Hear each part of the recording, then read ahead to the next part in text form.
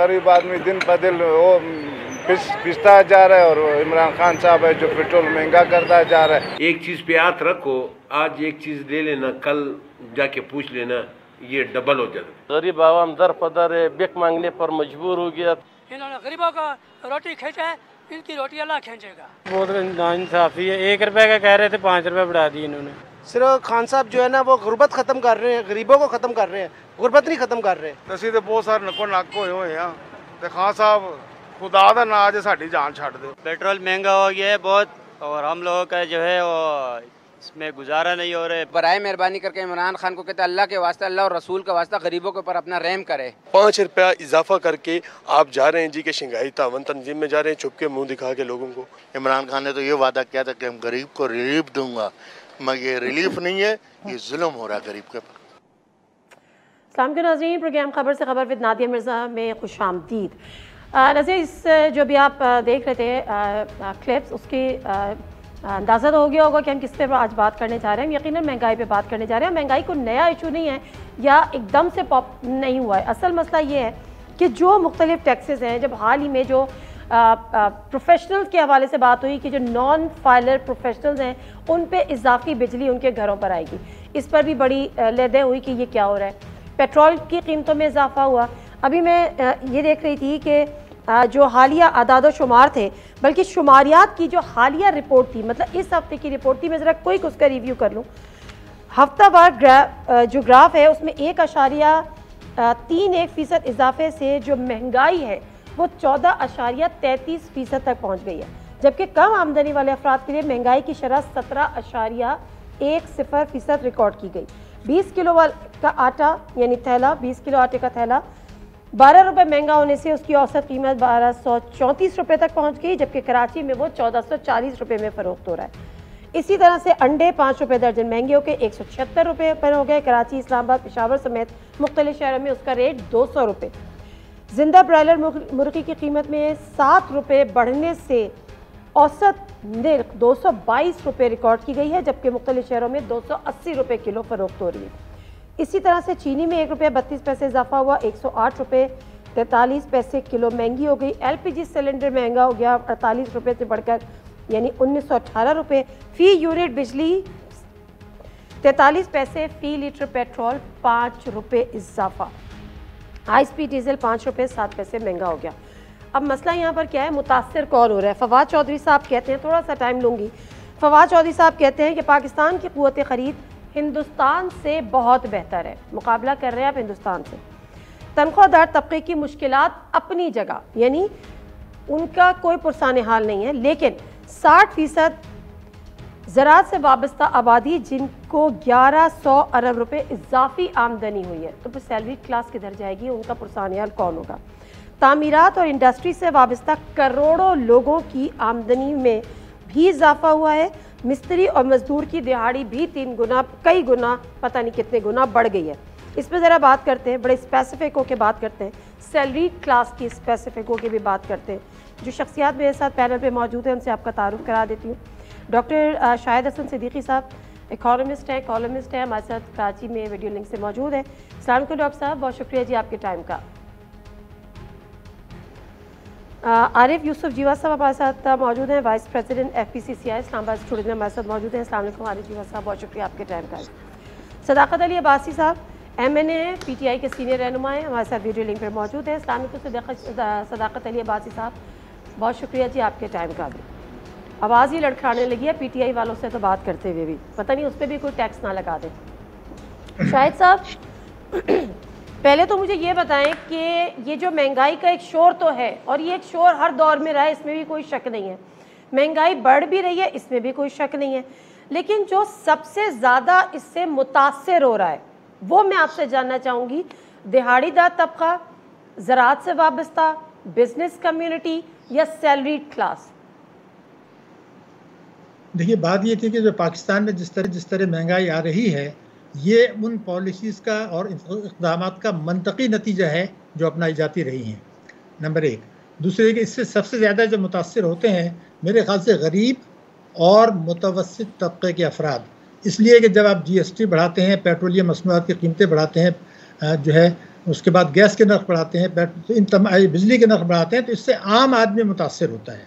फिर आपने अहम बात की कि जो है लोगों की क़ुव्वत ख़रीद की अगर बात करें, इस हकूमत के दौर में कौमी बचत स्कीमों में, बहबूद में, पेंशनर्स को जो मुनाफा मिलता है उसमें ज़बरदस्त कमी की गई, बेवाओं को जो मुनाफा मिलता है उसमें ज़बरदस्त कमी की गई, और जो है माजूर अफराद को जो मिलता है उनको भी ज़बरदस्त कमी की गई, और ताकतवर तबकों को नवाजा गया। तो जो चीज़ मैं अर्ज करना चाह रहा हूँ कि अशराफिया को नवाजना और वो मईशत डालने, तो जो पॉलिसियाँ मईशत पर असरअंदाज होती हैं वो इनडायरेक्टली महंगाई की शक्ल में आवाम को मुंतकिल हो जाती हैं। तो इसको आपने इस नुक्ता नज़र से देखना है। लेकिन ये कि PMLN के दौर में भी बहुत सी खराबियाँ थीं, लेकिन एक चीज़ मैं बता दूं कि जो हमारा इकोनॉमिक सर्वे इस हुकूमत के दौर में जारी हुआ है वो ये बताते हैं कि उनके दौर में जो आखिरी 3 साल थे 16, 17 और 18, उसमें औसत अफरात ज़र 4.1% थी। ये वो 4.1% वो है जो मौजूदा हुकूमत के दौर में इकोनॉमिक सर्वे में लिखा है 3 साल के। तो ये हम ना कहें कि हमेशा से रही है, इन दिनों में ये इकोनॉमिक सर्वे बताया है ये कम है। लेकिन ठीक है, मैं समझ गई आपकी बात। ठीक ओके, शायद से दोबारा आती हूँ। आरिफ जीवा साहब, क़ुव्वत ख़रीद बढ़ी है, कम हुई है आपकी नज़र में एज एन इकोनॉमिस्ट? प्लस वो कहते हैं तनख्वाहदार तबके की मुश्किलात अपनी जगह, लेकिन 60% जो ज़राअत से एफिलिएटेड वो लोग हैं वो भी फ़ायदे में है, बिजनेस कम्युनिटी भी फ़ायदे में है, तामीरात और इंडस्ट्री से वाबस्ता लोगों को करोड़ों रुपए का मुनाफा हुआ है। हकीकत है? देखें, जहाँ तक तामीरात का ताल्लुक है वो तो उसमें तो तेज़ी आई, वो तेज़ी अब जो उन्होंने अपना जो एक पैकेज दिया था या जो गवर्नमेंट ने एक फैसिलिटीज़ दी थी वो वापस ले ली। एक तो वो प्रॉब्लम हुआ। फिर क्या मतलब वापस ले ली? जो पैकेज प्राइम इंडस्ट्री का जी वो टाइम पीरियड ख़त्म हो गया ना। पिछले जुलाई में जो एक टाइम पीरियड था, हम बार बार कहते रहे कि जी इसको जो है वो आप एक डेट फिक्स नहीं करें, उसको जो है वो टाइम दें थोड़ा सा। कोई चीज़ 1 साल में तो नहीं तेज़ी पे जाती है। खैर वो तो अपनी जगह इशू है कि उसको भी हम सह लेते, लेकिन फिर आपको पता है स्टील की महंगाई, सीमेंट की महंगाई। अभी 4 दिन से आपको पता है सिंध के अंदर, कराची के अंदर एग्रीगेट जो सैंड और क्रश जो सप्लायर हैं उन्होंने स्ट्राइक की हुई है, कंस्ट्रक्शन का काम बंद पड़ा हुआ है कराची के अंदर। कोई किसी को इसका मैसेज कन्वे नहीं हुआ कि जी क्या इश्यूज़ हैं। और महंगाई तो हमें पता है कि देखिए हम बात सब काफ़ी अरसे से ये कर रहे हैं, जब बात करते हैं अशराफिया की या बिज़नेस कम्युनिटी की बात करते हैं, देखिए बिजनेसमैन कमाएगा तो आगे डिलीवर करेगा, उसका बिज़नेस होगा तो आगे। गवर्नमेंट ठीक करती है कि फैसिलिटेट करती है बिज़नेस कम्युनिटी को, हर गवर्नमेंट को करना चाहिए, क्योंकि जब बिज़नेस कम्युनिटी, जब इंडस्ट्रीज़ चलेंगी, जब सिस्टम चलेगा, जब कारोबार चलेगा तो नीचे तक मुंतकिल होगा। लेकिन ऐसा नहीं है। लेकिन जहाँ तक ये महंगाई जो इस वक्त जो आप देख रहे हैं कि इतनी महंगाई, उसकी सबसे बड़ी वजह ये हमें नहीं समझ आती। हम जब प्राइम मिनिस्टर को बिज़नेस कम्युनिटी का जब कोई सजेशन देती है तो बिज़नेस कम्युनिटी सिर्फ अपने लिए नहीं देती, अपने वर्करों के लिए भी देती है, क्योंकि हमें हमारा बिज़नेस जब बढ़ता है तो हमारा जो है हम जॉब्स भी क्रिएट करते हैं, हम जॉब्स देते हैं लोगों को, हम जो है वो सैलरीज भी देते हैं, वर्किंग अपॉर्चुनिटीज आती हैं। वहाँ पे मसला है कि जब प्राइम मिनिस्टर से बात होती है तो प्राइम मिनिस्टर जो है ब्यूरोक्रेसी की तरफ देखते हैं।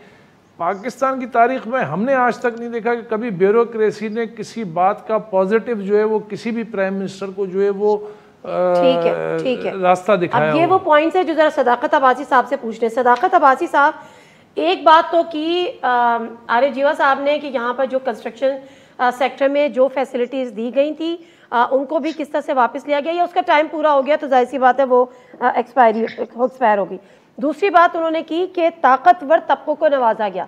सर बात कर ली जाती है ज़राअत के शोबे से वाबस्ता, अक्सरियत तो खुद मेरा ख्याल है असेंबलीज में बैठी हुई है, उनको आप नवाज रहे हैं, उनके इनकम पे टैक्स नहीं है। दिहाड़ीदार तबके की आप बात कर रहे हैं, वो तो ज़ाहिर है अपनी मजदूरी बढ़ा देता है। ये सैलरीड क्लास किधर जाए सर? वो कहते हैं उनकी मुश्किलात अपनी जगह, वो अपनी मुश्किलात के लिए कौन सा दरवाज़ा खटखटाएं? नादिया साहिबा बहुत शुक्रिया। 2-3 एस्पेक्ट पे बात हुई है। एक तो महंगाई के हवाले से बात हुई है, और जैसे एक्सपर्ट्स ने बताया कि 2 तरह की महंगाई को देखा जाता है। एक महंगाई होती है जो सारी कीमतों जो है, हर चीज़ की कीमत पिछले साल की कीमत से मुआवजा करें, वो कुछ 8.5% है। यानी जो चीज़ 100 रुपये की आ रही थी, जिस बंदे की चीज़ें 100 रुपये की आ रही थी, आज वो 108 या 109 रुपये की आ रही हैं साल के बाद। ये तो बात है, लेकिन ये मैं बात कर रहा हूँगा तो लोग इसको बड़ा हैरानगी से देख रहे होंगे ये क्या बात कर रहे हैं। एक तो ये तो होता है ओवरऑल एक महंगाई, एक होती है ज़रूरियात ज़िंदगी की महंगाई जिसको हम सेंसिटिव प्राइस इंडेक्स से मेजर करते हैं। इसमें 51 अशिया होती हैं।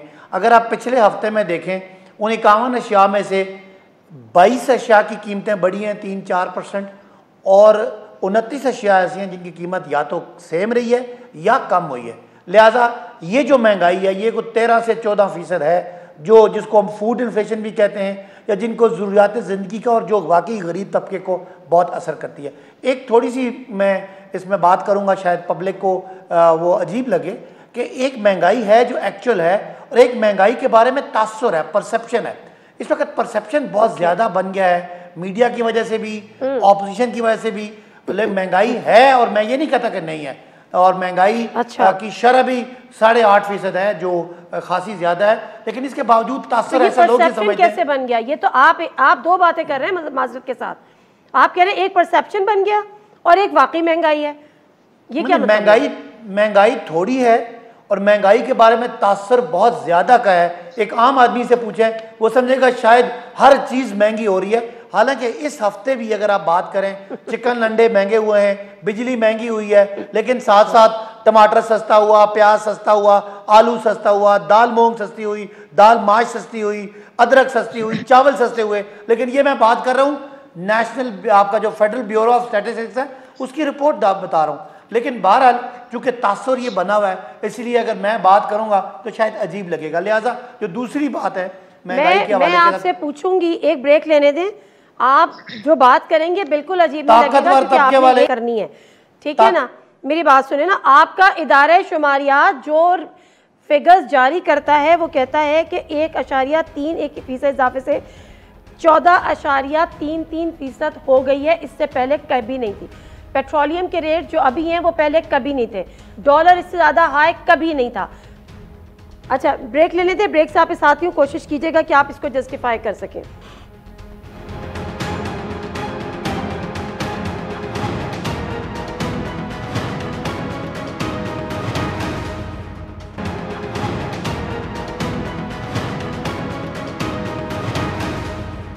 जी नाज़रीन, प्रोग्राम में एक दफ़ा फिर आपको खुशामदीद। और डॉक्टर शाहिद साहब, मुझे एक बात ये बताइएगा, जब मैं पहले आपसे सवाल कर रही थी तो आपने कहा कि जो ये मंतकी चीज़ें हैं क्योंकि जो पॉलिसीज़ अपनाई गई हैं, तो जब पीटीआई की गवर्नमेंट को 2 साल हो गए और मेरे ख्याल है उसके बाद 3 साल नहीं 2 साल हो गए, तो हमें ये बताया गया कि कप्तान जो है वो क्रीज़ पे अब डट गया है, अब वो छक्के चौके लगाएगा। तो कौन सी वो चीज़ें थी और कौन सी वो वजूहात हैं एग्जैक्टली? ऐसा नहीं है कि हुकूमत चाहती नहीं है या हुकूमत को इसका इदराक नहीं है, मैं यहाँ पे ये भी मानती हूँ क्योंकि वज़ीर आज़म साहब बारहा ये बात करते हैं और सुना तो ये है कि अब जो बड़ी अहम शख्सियात हैं वो जब कहीं मुलाकातें होती हैं हर जगह जा के पूछती हैं लोगों से कि महंगाई कैसे कम होगी। तो हालात तो यहाँ पर हैं, हुकूमत को इदराक तो है, लेकिन वो कौन सी कोताहियाँ हैं या कौन सी गलतियाँ हैं जिसके वजह से इनसे संभल नहीं रही है हालात महंगाई के?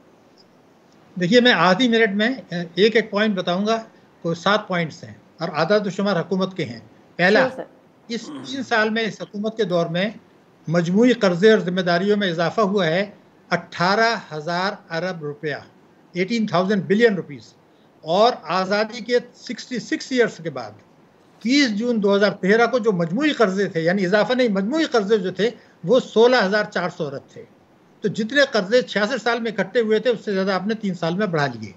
अगर इसमें आप देखें बैरूनी कर्जे, तो बैरूनी कर्जों में कुछ 27 अरब डॉलर का इजाफा हो गया जो कि 9 बिलियन डॉलर्स पर ईयर है, highest in the history of Pakistan. दूसरा ये कि इन 4 वर्षों में रुपए की कदर में कमी हुई है 44 रुपया फी डॉलर। लेकिन अगर आप इस तरह देखें कि 4 महीने में जो कमी हुई है वो हुई है 14 से 15 रुपये फी डॉलर। अब आप 60 अरब डॉलर की इंपोर्ट कर रहे हैं, पेट्रोलियम आप इंपोर्ट कर रहे हैं, खाने का तेल इंपोर्ट कर रहे हैं, खाने पीने की अशिया कर रहे हैं, वो जब रुपीज़ में आएंगे तो महंगी होगी। हुकूमत उस पर अपना टैक्स भी बढ़ा देती है क्योंकि रुपीज़ में लेते हैं, तो डबल महंगाई चली गई। तो ये आपका जो रुपए की कदर है ये मंतकी नतीजा है उन पॉलिसियों का जो कि 4 महीने में इतनी गिरी। तीसरा ये कि अभी तक लोगों को अंदाज़ा नहीं है कि हमारा क्या परेशानी हो गई है। 14 महीने में पाकिस्तान का तिजारती खसारा रहा है 38 बिलियन डॉलर्स। इनमें से 2 महीने में जो रहा है 7.6 अरब डॉलर, जो पिछले साल की इसी मुद्दत से दुगने से ज़्यादा है। और जारी हिसाबात का खसारा जिसका आप बात करते रहे थे जी, फाजिल मैं उस वक्त भी वार्न कर रहा था, इस साल ये 15 अरब डॉलर होने जा रहा है, जो माली साल 17 जो इलेक्शन से पहले आखिरी साल था जब बहरान में थी, या और 19 जो इनकी हुकूमत का पहला साल था उससे ज़्यादा। तो जब ये जारी हिसाबात का खसारा इतना होगा तो आप कर्जे भी और भी ज़्यादा बढ़ेंगे। फिर आप ये देखिए कि टैक्सेस, हमने इनडायरेक्ट टैक्सेस की शरह बढ़ी है और डायरेक्ट टैक्सेस की कम हुई है, और टैक्स जीडीपी रेशो गिरा है, बजट खसारा बढ़ा है। चौथी बात ये जो बहुत आम है कि कोविड-19 की आड़ में जो कुछ हुआ है वो ये हुआ है कि मनफी शरह सूद हमने कर दी है कि अगर आपका डिस्काउंट रेट 13.25 से आप 7% पर ले आए, उसका नतीजा पता क्या है? यानी जो 2 करोड़ 15 लाख खातेदार थे जिन्होंने 7,000 अरब रुपया बैंकों में जमा कराया था, उनसे 550 अरब रुपया जून 2000 से अब तक कम दिया है हुकूमत स्टेट बैंक ने। और ये जो कम दिया है 550 अरब रुपया, बैंकिंग कंपनीज ऑर्डिनेंस 26A की खिलाफ वर्जी की है, बैंकिंग कंपनीज ऑर्डिनेंस 40A की है, आईन पाकिस्तान की शिक 3 की है। तो उनको आपने रगड़ दिया। उसके बाद सस्ते शरह सूद पे कर्जे दिए, कई 100 अरब रुपए के लोगों निजी शोबे ने कर्जे ले लिए, तो कहते हैं गाड़ियां ज्यादा खरीद ली गई, तो इसीलिए खरीदी गई, गैर जरूरी इंपोर्ट्स हुई क्योंकि आप सस्ती शरह सूद पे कर्जे दे रहे हैं। तो स्टेट बैंक को किसने कहा था कि दुनिया में सबसे ज्यादा डिस्काउंट रेट में कमी कर दें मार्च से जून 2002 तक? ये बड़ा गलत फैसला था और उसके तबाह को साथ पड़े क्या नहीं। उसके बाद जो है ना दो चीजें रह गई। एक जुमला, FDI जो 18 में था वो 19 में भी उससे कम था, 20 में भी कम था, 21 में भी कम था। बात है एक और बड़ी तबाही है कि हमारी बरामदात जो है वाहिद दुनिया का मुल्क है कि जिसकी बरामदात कम है और तहसीलात बढ़ गई। पाकिस्तान में कभी 2020 से पहले आप नहीं देखेंगे कि जो है वो तरसीलात जो है वो ज्यादा हो बरामदात से। तो जब आप ये चीजें करेंगे तो इकनॉमी जेन्युइन तो है नहीं। किसानों की जो आप बात कर रहे हैं वो मैं आपको बता दूं कि जो छोटे किसान हैं वो तो उतना उतारते हैं जितना वो कंज्यूम करते हैं, बाकी आड़तियां खा रहे हैं, बड़े किसान खा रहे हैं। तो इन जो पॉलिसी 10 नुकाते हिकमत अमली थी, आखिरी जुमला में वही वाली आपकी बात है कि जो आपने बताया कि ताकतवर तबके को नवाजा जा रहा है। आरिफ जीवा साहब, ये तो बड़ी उन्होंने एक फैक्ट्स एंड फिगर्स वाली जो बातें की हैं। एक मैं बड़ा जी कुछ कह रहे हैं शाहिद साहब? आखिरी जुमला, 10 नुकाती हिकमत अमली जो थी जो इलेक्शन से चंद से पहले वो पाकिस्तान की जो है शानदार तरक्की खुशहाली का जामिन थी, उससे उन्होंने 100% नाराफ कर दिया ताकतवर तबकों के दबाव पर। नतीजा ये है आपके सामने जी। ओके, ताकतवर तबके, ये ताकतवर तबके कौन से होते हैं? देखिए ये तो माफिया समझ नहीं आती। हम तो बिजनेस कम्युनिटी से ताल्लुक रखते हैं, तो मैंने शुरू में देखें ताकतवर तबका अगर हमें कह रहे हैं तो ताकतवर तबके अगर हमें तो हम ही तो जो है वो जॉब्स क्रिएट करते हैं ना, हम ही तो बिजनेस करते हैं, जॉब्स क्रिएट होती है, हम ही सैलरी पे करते हैं। जब गवर्नमेंट 3 साल पहले कहती है कि जी 15,000 सैलरी अब होनी चाहिए एक आम आदमी की, तो हम 15,000 करते हैं 12,000 के। जब 2-3 साल बाद फिर कहती है कि जी नहीं 20,000 होनी चाहिए, तो वो हम ही लोग हैं जो करते हैं। अच्छा, मैं आपसे जानना ये चाह रही हूँ कि पेट्रोलियम प्राइसेस बढ़ जाते हैं 5 रुपए, उसका इम्पैक्ट तमाम चीजों पे आता है। 100%। जब 1 रुपया कम कर देते हैं तो उससे क्या फर्क पड़ता है? 1 रुपया कम करते हैं उससे कोई फर्क नहीं पड़ता। इवन अगर 10 रुपये भी गवर्नमेंट कम कर दे उससे कोई फर्क। ये पाकिस्तान बल्कि कई ममालिक में दुनिया में ऐसा होता है कि जब एक दफ़ा प्राइस बढ़ा दी जाती है तो उसका इम्पैक्ट आता है, जब प्राइस कम होती है तो उसका इम्पैक्ट नहीं आता। मैं थोड़ा सा आपने जो सवाल किया है, जो अभी खान साहब कह रहे थे, देखें आप प्रोग्राम कर रहे हो एक आम आदमी के लिए, आप सैलरीड पर्सन के लिए अभी सबसे बड़ी मुश्किलात का जो शिकार है। देखें टेक्सटाइल भी चल रही है, ऐसा नहीं है, बिजनेस चल रहा है, काफ़ी सेक्टर्स चल रहे हैं, लेकिन आम आदमी जो है वो उसके समराद उस तक नहीं पहुंच पा रहे, क्योंकि हर बंदा तो इंडस्ट्री में काम नहीं कर रहा ना, हर बंदा तो जो है वो टेक्सटाइल सेक्टर में काम नहीं कर रहा या कंस्ट्रक्शन सेक्टर में काम नहीं कर रहा। जो आदमी 20,000 सैलरी ले रहा है वो हर माह इस वक्त ये पहली दफ़ा ऐसा पाकिस्तान की तारीख में हुआ है। मैं कोई इस गवर्नमेंट को इसका इल्ज़ाम नहीं दे रहा हूँ, मैं एक जो जनरल बात आपसे कर रहा हूँ, एक आम, जैसे हम फिगर्स की बात अभी कर रहे हैं कि जी कर्जे इतने हो गए और कर्जे गवर्नमेंट ने इतने लिए, इतने, ये आम आदमी ये बात उसको समझ भी नहीं आती कि मैं बिज़नेस कर रहा हूँ और मैं अगर मेरे पास अगर कोई वर्कर्स हैं तो उनको पहली तारीख को इसे सरोकार नहीं है कि मैं उनको सैलरी दे रहा हूँ किसी से कर्जा लेके या कोई सूद पे पैसे लेके या मेरा कंपनी का कर्जा बढ़ रहा है। उन्होंने तो जो है वो 2 साल मेरे साथ काम करना है या 3 साल काम करना है, अगर मैं सैलरी नहीं दूंगा तो दूसरी जगह देखें। अब तवातुर से पिछले कई अरसे से ये हो रहा है कि एक बंदे की अगर 15,000 सैलरी है तो उसके जो है वो 12वें दिन पैसे ख़त्म हो जाते हैं बेचारे के। एक आदमी फिर अगले साल अगर उसकी 17,000 आप कर दें तो उसके जो है वो 10वें दिन ख़त्म हो जा रहे हैं पैसे। यानी ये तवातुर से हो रहा है। जो परेशानी जो हम बताना चाह रहे हैं गवर्नमेंट को, हम ये बताना चाह रहे हैं क्योंकि हम मौजूद हैं फील्ड के अंदर, हम ये बताना चाह रहे हैं कि इस दफ़ा ये हो रहा है कि तवातुर से हर महीने 1,000 रुपया उसका जो है वो एक्सपेंस बढ़ रहा है। मैं जो बात करना चाह रही हूँ ना सदाकत अब्बासी साहब, मैं बल्कि छोटा सा ब्रेक ले लेती हूँ ताकि आपको मुकम्मल टाइम दूँ, जितनी आप बात करें मुझे समझाएं कि जब आप बात करते हैं और जब आप पेट्रोलियम मसनूआत में इजाफा करते हैं और दीगर चीज़ों की कीमतों में इजाफा करते हैं, जो ज़राअत से मुताल्लिक़ा लोग हैं वो सारे, आपको पता है जो कानून ताकतवर तबके की बात होती है वो सारे असेंबली में उधर उधर बैठे हुए होते हैं।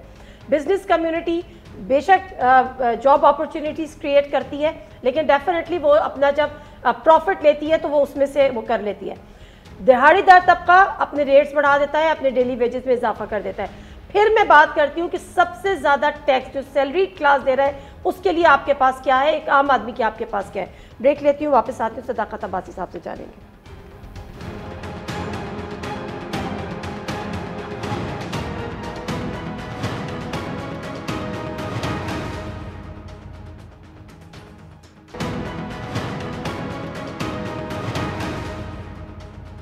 जी नाज़रीन, प्रोग्राम एक दफ़ा फिर आपको खुशामदीद। वक्त ज़ाया बिल्कुल भी नहीं करूँगी। सदाकत अब्बासी साहब, माज़रत, आपको शायद लग रहा होगा कि मैं टाइम आपको कम दे सकी, लेकिन अब आपके यहाँ पूरा टाइम है, प्लीज़ वजाहत कीजिएगा। जी देखिए, 3-4 बातें। तो ताकतवर तबके की बात है, तो ये जो हमने दी थी एमनेस्टी दी थी उन लोगों के जो लोग आके इन्वेस्ट कर सकते हैं रियल एस्टेट में, वो थोड़े अरसे के लिए थी कि अगर किसी के पास पैसा है और वो निकालना चाहता है और वो रियल एस्टेट में लगाना चाहता है तो उसके एक ख़ास हद तक ही हो सकता है, वरना इससे टैक्स एवेजन को, लोगों के टैक्स छुपाने की जो एक रुझान है उसको परवान चढ़ाता है। इसलिए वो थोड़े अरसे के लिए था और उस तामीरी सेक्टर ने रिस्पॉन्ड किया। जब तामीरी सेक्टर में डिमांड बढ़ी, जब उसकी एक्सपेंशन हुई तो उसकी वजह से सीमेंट की डिमांड भी बढ़ी और सरिया भी महंगा हुआ। एक तो बात ये। दूसरी बात जो हम कहते हैं कि आमदनी बढ़ी लोगों की, तो वो 1100 अरब रुपया फालतू गया है ज़राअत में। किसानों को फसलों की कीमत अच्छी मिली है और इसकी वजह से हम तवक्को कर रहे हैं कि इंशाअल्लाह आने वाले सालों में पाकिस्तान जो इस वक्त फूड इंपोर्टिंग कंट्री बन चुका है, वो फूड कम से कम अपनी लोकल ज़रूरियात पूरी करे और फूड सिक्योरिटी उसकी पाकिस्तान की हो। इसके अलावा आपका जो सवाल था कि गरीब तबके को बचाना, ये बहुत ही इम्पोर्टेंट। मेरे सवाल की तरफ आने से पहले एक और आपसे एक ज़िमनी सवाल। ये जब आप बात करते हैं कि 1100 अरब इजाफी किया है किसानों को, ये किसानों से आपकी मुराद क्या है? वो एक आम गरीब किसान जो खेत में खेती बाड़ी कर रहा होता है, या वो तबका जो ज़मींदार और वडेरे होते हैं? नादिया, इस तरह होता है कि पूरे जो आपकी ज़राअत की पूरी आउटपुट होती है पूरे मुल्क की, उसकी नई कीमत से मल्टीप्लाई करके वो निकाला जाता है। ये ज़ाहिर है एक एक बंदे के लिए तो निकालना मुश्किल है, और जिसका जितना हिस्सा होता है उसको उतना ही मिलता है। अगर इस दफ़ा हमने गन्ने की कीमत ठीक लोगों को दी है तो जिसने जितना गन्ना उगाया उसको उतना फ़ायदा होगा। अगर गंदम की कीमत लोगों को ठीक मिली है और किसान को वक्त पे पैसे मिले तो वो इस तरह निकालते हैं। एक एक का तो निकालना मसला नहीं है। आपके सवाल का बड़ा अहम हिस्सा था कि पाकिस्तान में महंगाई का सबसे ज़्यादा जोर जो है वो गरीब आदमी पे और खाने पीने की चीज़ों पे है। इससे बचने का क्या प्लान है? तो अगले 3 से 4 महीनों में इंशाअल्लाह एक सब्सिडी का प्रोग्राम आ रहा है। वो टारगेटेड सब्सिडी होगी। जो लोग 40% गरीब तरीन लोग हैं उनको महंगाई का कार्ड दिया जाएगा, जिसके ज़रिए वो यूटिलिटी स्टोर से और दीगर दुकानों से सस्ती आटा, दाल, चीनी और वो जो खाने पीने की अशियाएँ वो ख़रीद सकते हैं। और अमीर आदमी को वो उसी कीमत पे मिलेंगी, मिडिल क्लास को उसी कीमत मिलेगी, लेकिन जो लोअर मिडिल क्लास है या जो गरीब आदमी है, यानी आप ये कह रहे हैं कि यूटिलिटी पे जो 1 किलो चीनी के लिए लंबी लंबी लाइनें लगती थी वो दोबारा शुरू हो जाए? नहीं, लाइनें तब लगती हैं जब वो सस्ती मिलती है। अगर तो उसने 120 रुपये, 115 रुपये, अगर 115 रुपये की खरीदी 6 घंटे की लाइन लगाने के बाद 1 किलो चीनी मिलती है। नहीं, देखें ये उस चीज़ का एक असर ये है कि चीनी मार्केट में मौजूद है 110 रुपये की या 100 रुपये की, लेकिन अगर उसको कहीं यूटिलिटी स्टोर से 85 रुपये की मिलती है तो इसलिए लाइन लगती है। लाइन लगना भी उसकी एक वजह यह है कि वो चीनी उनको सस्ती मिल रही है। तो कहने की बात यह है कि जो गरीब आदमी है, एक दिन आप माजरत के साथ सदाकत अब्बासी साहब, एक दिन आप लाइन में लगे 6 घंटे और उसके बाद आपको 1 किलो चीनी देके टरखा दिया जाए, 2 दिन बाद फिर आपको लाइन में लगना पड़े, तो फिर आपको चीनी की आसान कम कीमत की इफादियत का अंदाजा ये बिल्कुल आपने ठीक बात की है। लेकिन हुकूमत ने कोशिश करनी है कि जो उसके पास वसाइल हैं वो आवाम के ही वसाइल हैं, उन पे अगर सब्सिडी देनी है तो जाहिर है एक हद तक देते हैं। और मुझे इस बात का दुख है कि जो एक आम आदमी है जो 15 या 20 रुपए के लिए घंटा या 2 घंटे ज़ाया करता है, लेकिन वो ज़्यादा इसलिए नहीं दी जाती कि मार्केट में ब्लैक करते हैं। अगर आप किसी को 5 किलो चीनी दे दें तो वो हो सकता है 2 किलो बाहर जाके बेच दें, तो वो महंगी बेच देगा। तो ये इसीलिए होता है ताकि गरीब आदमी का तहफ़्फ़ुज़ हो। हर चीज़ की एक ना कोई कॉस्ट होती है। तो कहने की बात है कि आने वाले वक्तों में गरीबों को बचाने के लिए, और जैसे हमने पूरे पंजाब में सब पाकिस्तानियों को हेल्थ कार्ड भी देना है, वो भी सर्वे मुकम्मल हो रहा है। उसके बाद इंशाअल्लाह ये जो बहुत ज़्यादा एक महंगाई का शोर शराबा है ये कम होगा। बाकी आप देख लें तारीख में और दुनिया में भी देख लें, गरीब बचेगा तो हेल्थ कार्ड इस्तेमाल करेगा शायद। नहीं, पूरी दुनिया में इस वक्त फूड इन्फ्लेशन है। आप जितने इंटरनेशनल इदारे उनकी रिपोर्टें पढ़ लें कि पूरी दुनिया में कोरोना की वजह से सप्लाई चेन इफेक्ट हुए, फसलें इफेक्ट हुई, ये जो आपका पॉइंट है ना, और ये हम हमेशा सुनते हैं। सदाकत अब्बासी साहब रखिएगा, डॉक्टर साहब हमेशा से हुकूमत ये बात कर रही होती है। अभी तो फवाद चौधरी साहब ने हिंदुस्तान का एक मुवाजना कर दिया, लेकिन बात ये होती है कि जी इंटरनेशनल मार्केट में कीमतें बढ़ी हैं, फूड इन्फ्लेशन पूरी दुनिया में हाई हुआ है। मुझे ये बताएं कि क्या ज़राए आमदनी में पूरी दुनिया में कोई फ़र्क नहीं पड़ा? यहाँ पर आपका जो इनकम है उसमें कितना इजाफा हुआ है, असल में वो उसमें इजाफा करने के लिए माज़रत के साथ उसको बैलेंस करने के लिए हुकूमत के पास क्या स्ट्रेटजी है? देखिए, पहले मैं आपको बता दूं कि हुकूमत के जो इस हुकूमत के दौर में आदाद शुमार हुए हैं उसके मुताबिक पाकिस्तान में फ़ीकस आमदनी गिरी है और बेरोज़गारी बढ़ी है, नंबर 1। मगर जो चीज़ मैं बताना चाह रहा हूँ वो ये है कि इस साल जो FBR का बजट है वो 5,800 अरब का है। 3400 अरब रुपए सूबों को चले जाएंगे NFC अवार्ड के तहत। अब उनके पास जो पैसा बचता है उससे दफ़ा और सूद पूरा नहीं होता, तो जो भी ये फैसिलिटीज अब देंगे वो फिर अल्टीमेटली बजट खसारा बढ़ा के कर्जे लेके देंगे, जो कि देना पड़ेगा, नंबर 1। दूसरी बड़ी मैं अहम बता दूं, किसी ने पाकिस्तान में मुतालबा नहीं किया था कि पाकिस्तान से लूट के जो दौलत बाहर गई है असल था वो लाना है। अब इन्होंने 2 कानून बनाए। एक तो ये कि जो यहाँ से ऑफशोर में लूट के गई है, चाहे वो हुक्मरानों की हो, चाहे सिविल मिलिट्री ब्यूरोक्रेसी की हो, चाहे अदलिया की हो, उसको पैसे को वहीं रखें, यहाँ टैक्स दे दें। ये किसने मुतालबा किया था कि पैसा यहाँ ना लाए? दूसरे हुकूमत एक टैक्स एमनेस्टी लेकर आई कि जो दौलत लूट के बाहर गई है उसको बाहर ही रहने दें और यहाँ पर जो है 6% टैक्स दे दें। ये किसी ने मुतालबा नहीं किया था। ये तो फिर ये कौन सा माफिया था जिसके कहने पर आपने अपना तो सारा वायदा इस हुकूमत का ये था कि लूटी हुई दौलत लाएंगे, अब वो आप वापस ला नहीं रहे।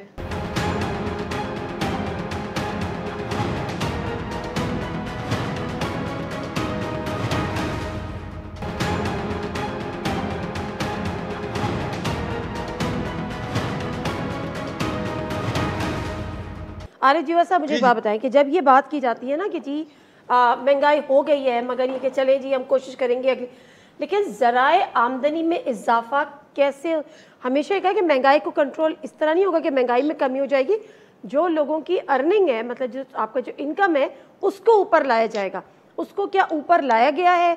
मजीद कट्स लगे हैं और उसको लाने के लिए, बैलेंस करने के लिए क्या हुकूमत के पास प्लान है? देखिए, हमारे यहाँ सबसे बड़ा मसला, जो बेसिक मसला है ना, देखें जो पॉपुलेशन है बात ठीक करते हैं, जो भी प्राइम मिनिस्टर आते हैं वो बात ठीक करते हैं, बात ही करते लेकिन हैं, टैक्स के हवाले से बात करते हैं। अभी प्राइम मिनिस्टर ने थोड़े दिनों पहले कहा, मौजूदा प्राइम मिनिस्टर ने, कि जी लोग टैक्स नहीं देते।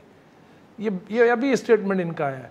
तो लोग तो ज़कात भी नहीं देते इस मुल्क के अंदर, वो भी रमज़ान के एक दिन पहले ज़कात अपनी निकाल लेते। क्यों?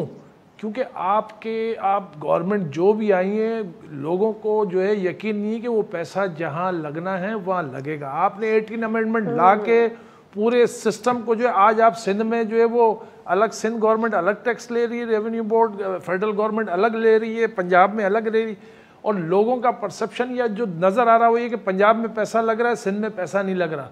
जब आप सवाल करते हैं तो कहते हैं जी वहाँ की गवर्नमेंट अलग है, हमारी गवर्नमेंट अलग है। तो फिर लोग क्यों पैसे दें? फिर आपने 8 लाख आप ट्रस्ट डेफिसिट, फिर अच्छा, आप चैरिटी करते हैं, चैरिटी खोल के करते हैं। वही तो अभी सदाकत अब्बासी साहब कर रहे हैं ना, 3 साल से दस्तरखान लगवा रहे हैं। वो कह रहे हैं हम अभी जो है वो चीनी लाइन में लग के देंगे, हम फलानी चीज़ देंगे। अरे सर, लोगों को बिजनेस दें, लोगों को जॉब्स क्रिएट करें। इनको कब तक आप लाइनों में लगा के जो है वो रमज़ानों में इफ्तारियां करवाएंगे, और कब तक आप जो है चावल इनको सब्सिडाइज करेंगे? आप पेट्रोल सस्ता करें, महंगाई का कोई रास्ता तो निकालें। लेकिन आप जो है अगर करना चाहते हैं, बिल्कुल हम ये नहीं कहते कि आप नहीं करना चाहते, आप करना चाहते हैं, लेकिन आपके पास वो लोग नहीं है जो आपको जो है वो इस रुख पर ले जाएंगे जी महंगाई कम हो। आप कम से कम उन लोगों को तो जमा करें, उन लोगों को जमा शौकत करें। तरीन साहब जब मुल्क के वजीर ख़जाना बने तो उन्होंने कहा कि जी हम IMF के पास जो है वो बिजली की कीमतें अब नहीं बढ़ाएंगे, हम मजीद टैक्सेस नहीं लगाएंगे क्योंकि उसकी बड़ी पॉलिटिकल कॉस्ट पे करनी पड़ती है।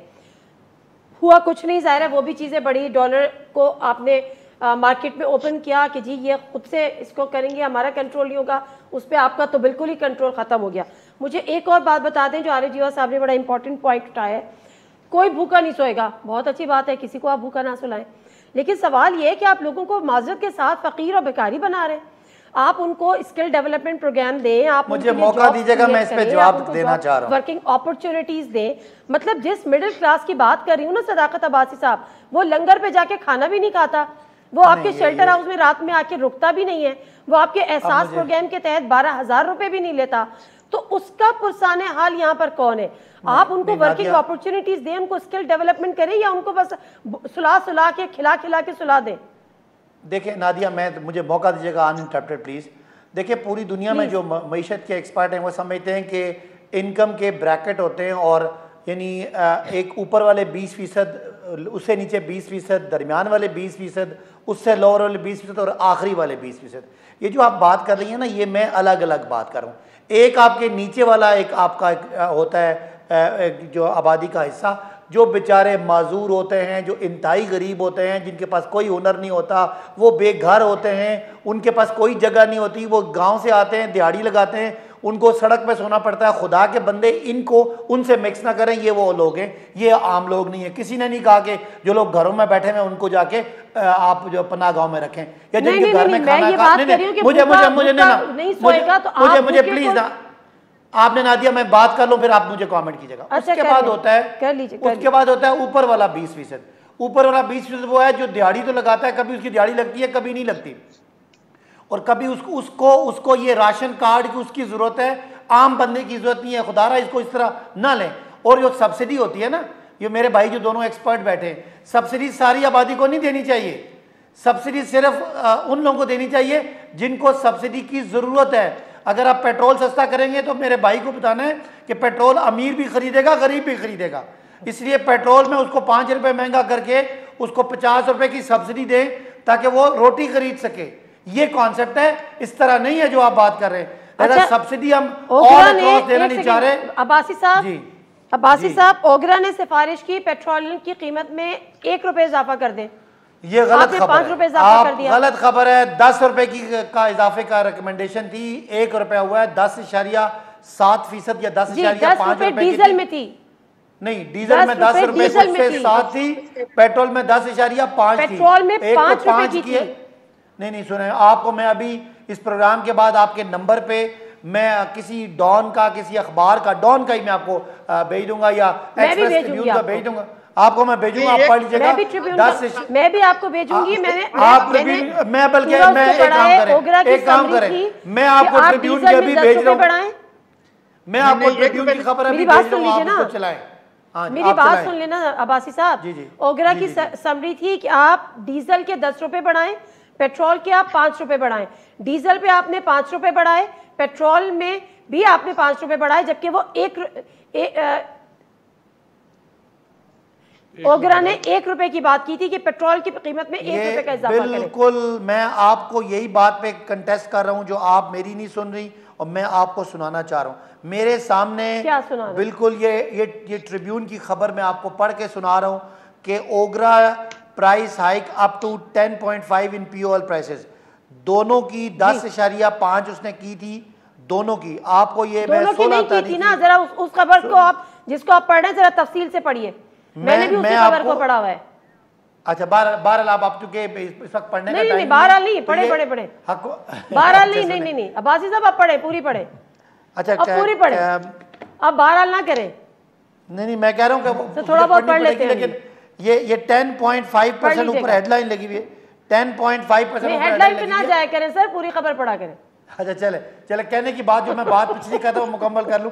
मैं अब पढ़ नहीं पा रहा, पर मैं ट्वीट करूंगा अगर मेरी खबर ठीक हुई तो। मैं अभी इस वक्त मैं आपको बता नहीं पा रहा, मेरे पास तो सामने खबर ट्रिब्यून की पड़ी है। 16 की हेडलाइन लगी हुई है कि POL प्राइसेस जो है वो 10.5% ओगरा ने रेकमेंड किए। POL मतलब वो कलेक्टिव बात की उन्होंने। जी जी खैर आगे बढ़ते हैं सर, प्रोग्राम के बाद पढ़ लीजिएगा, मैं आपको भेज दूंगी स्क्रीनशॉट्स। यहाँ लिखा हुआ है OGRA has recommended increase in price of petrol 10.5। Doctor साहब कुछ ऐड करना चाह रहे हैं, ये पढ़ लें जब तक खबर। अच्छा चले चले, मैं आपको एक बात बताना चाह रहा हूँ, बहुत जरूरी है। एक बात बता देता हूँ आपको कि रोजगार कैसे क्रिएट होता है, मैं वो बताना चाहता हूँ जी। मैं रोजगार के लिए बताना चाहता हूँ। देखिए हुकूमत एक पैसा नहीं लगाएगी रोजगार। मेरा ये 10 साल का तजर्बे के बाद मैं आपको बता रहा हूँ, हुकूमत को ये करना चाहिए कि जो एहसास प्रोग्राम से जो है वो 50 अरब रुपए अलग कर दें सिर्फ, नंबर एक। उसके बाद इलेक्ट्रीशियन, कारपेंटर, छोटे किसान, घरेलू खवातीन, मैकेनिक, उन सबको 1 लाख, 1.5 लाख, 2 लाख तक के कर्जे दें अपना रोजगार के लिए। उसमें बैंक्स ये कहते हैं कि जी आप 20% अपना पैसा लगाएं जो उनके पास नहीं है, तो 20% आप उनको एहसास प्रोग्राम का जो 50 अरब है वो आप उसमें से 20% उसको दे दें। यानी अगर 1 लाख कर्जा लेता है तो 20,000 दे दें। शर्त ये होगी कि अगर वो अपना कर्जा वापस करता है तो ये 20,000 वापस हो जाएगा। तो 50 जो है एहसास प्रोग्राम से दिया गया है, बाकी बैंक कर्जे देंगे। मैं आपको गारंटी करता हूँ कि 3 साल में पाकिस्तान में बेरोजगारी में जबरदस्त कमी होगी। इसके अलावा कोई तरीका नहीं है। निजी शोबा हमारा अच्छा किरदार कर रहा है मगर वो रोजगार नहीं, रोजगार देगा बैंकों के कर्जे से। खुद रोजगार क्रिएट करें आप, ये वाहिद तरीका है। मैं आपको बता रहा हूँ, मैंने दुनिया भर में जाके जो देखा है, ये वाहिद तरीका है कि आप माइक्रो फाइनेंस से लिंक करके जहाँ से पैसे दे दें और ज़कात के निज़ाम को अगर लिंक कर सके आगे चल के तो ये और फायदा होगा। वाहिद तरीका है और कोई तरीका नहीं है रोजगार को क्रिएट करने का, क्योंकि 20 लाख से ज्यादा लोग हमारे आते हैं रोजगार की तलाश में। बेरोजगारी बहुत ज्यादा है।